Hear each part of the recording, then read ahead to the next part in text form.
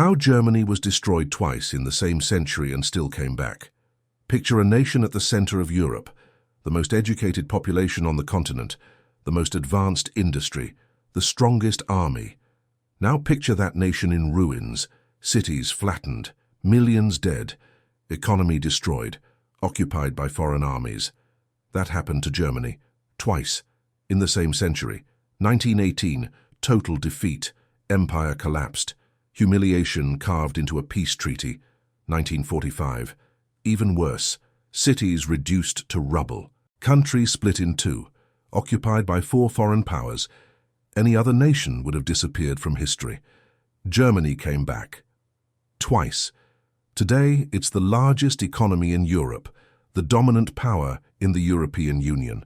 How does a nation lose everything twice and still rise to lead a continent? This is that story. Start in 1914. Germany was the rising power of Europe. The German Empire had been unified only 43 years earlier. Before 1871, there was no Germany, just a patchwork of kingdoms and city-states. By 1914, this young nation had become a monster. The German economy had surpassed Britain. German steel production was double that of France. German universities were the best in the world. The army was legendary. Prussian discipline, meticulous planning, the best trained officers in Europe. Germany looked at the old empires and saw weakness. They were wrong. August 1914, a Serbian nationalist killed an Austrian archduke. Within weeks, all of Europe was at war. The Western Front became a nightmare of trenches. Millions died fighting over a few miles of mud. Germany held on for 4 years. The British Navy strangled German trade. Food ran short. Civilians starved. By 1918, the army was exhausted. Revolution spread from city to city. November 11, 1918. The guns fell silent. Germany had lost, but the worst was yet to come. The Treaty of Versailles was designed to cripple Germany forever. Territory stripped away. The army limited to 100,000 men. No air force, no tanks. And then came the bill, reparations, 132 billion gold marks, an impossible sum. Article 231, the War Guilt Clause. Germany had to accept sole responsibility for the war. The humiliation was total. A myth spread. The stab in the back. The idea that Germany hadn't lost on the battlefield but had been betrayed by politicians. This lie would poison German politics for a generation. The Weimar Republic was born into crisis and never escaped it. In 1923, hyperinflation destroyed the currency. People needed wheelbarrows of cash to buy bread. Life savings became worthless overnight. The economy stabilized briefly. Then came 1929. The Wall Street crash pulled American money out of Germany. Banks failed. Unemployment exploded. By 1932, 6 million Germans were out of work. Into this chaos stepped Adolf Hitler. He promised to tear up Versailles, to restore German greatness, to punish those who had stabbed Germany in the back. In January 1933, Hitler became chancellor. Within months, democracy was dead. The Nazi regime rebuilt Germany with terrifying speed. Unemployment vanished. Factories roared back to life. The military expanded in defiance of Versailles. Germans who had felt humiliated now felt powerful. Hitler had never hidden his goals: living space in the East, the destruction of the Jewish people, war. In 1939, he got his war. Germany conquered Poland in weeks, then France in 6 weeks. German soldiers marched through Paris. By 1941, Germany controlled most of Europe. It looked like they had won. It was an illusion. The invasion of the Soviet Union began the destruction.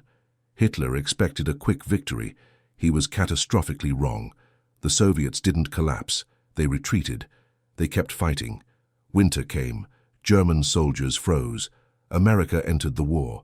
The industrial power of the United States turned toward Germany's destruction.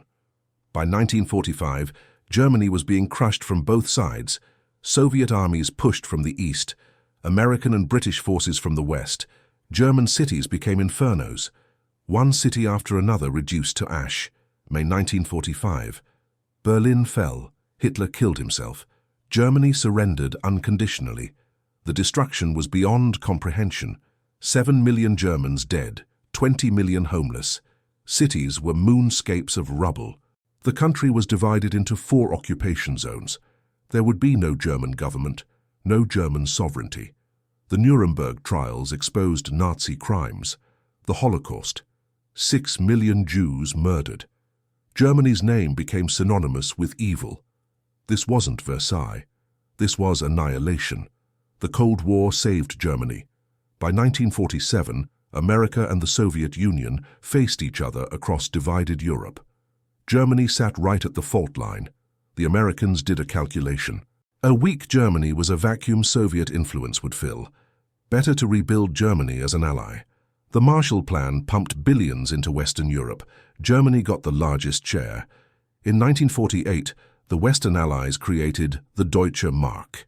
The economy started functioning again. In 1949, 2 Germanys emerged: the Federal Republic in the West, democratic, capitalist; the Democratic Republic in the East, communist, a Soviet satellite. West Germany began its second miracle, the Wirtschaftswunder, the economic miracle. 8% annual growth through the 1950s, factories rebuilt, exports booming. How did they do it? The Marshall Plan provided capital. American military protection meant Germany didn't need to spend much on defense. And something had changed in German psychology. The nationalism that drove 2 world wars was discredited. Germans channeled their energy into economic achievement instead of military glory. Work became redemption. By 1960, West Germany had the 3rd largest economy in the world. The contrast with the East was stark. East Germany became a showcase for communist failure. Anyone who could escape did. In 1961, the East German government built the Berlin Wall. Not to keep enemies out, to keep their own people in. For 28 years the wall stood. Families divided. People shot trying to cross. Then came 1989. The Soviet Empire was crumbling. One by one, communist governments fell. On November 9, 1989, East Germany opened the borders. Thousands rushed to the wall. People started climbing, started hammering, tearing the wall apart with their bare hands. Less than a year later, Germany was reunified. The nightmare that began in 1914 was finally over. Today, Germany dominates Europe in a way that seemed impossible in 1945. The largest economy on the continent, the most powerful voice in the European Union. German cars drive on every continent. German machines build products worldwide. This dominance wasn't achieved through war. It was achieved through trade. The irony is profound. What Hitler tried to achieve through tanks and genocide, democratic Germany achieved through factories and exports. Economic influence across Europe, without firing a shot. The lesson of German history is complicated. Some see a warning. Nationalism and resentment lead to catastrophe. Some see hope. No defeat is permanent. No fall is final. Some see a question. What made Germany capable of both the greatest evil and the most impressive recovery? The answer might be uncomfortable.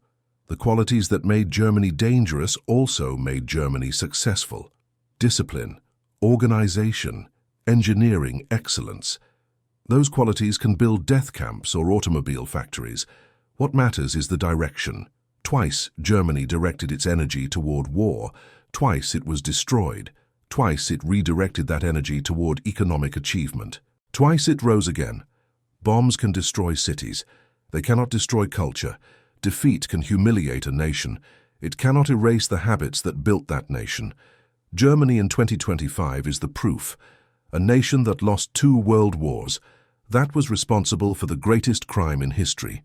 That was divided for 45 years. Now leads Europe, not through force, through products and prosperity. Twice destroyed, twice resurrected. The world keeps underestimating what Germany can do. They should probably stop doing that.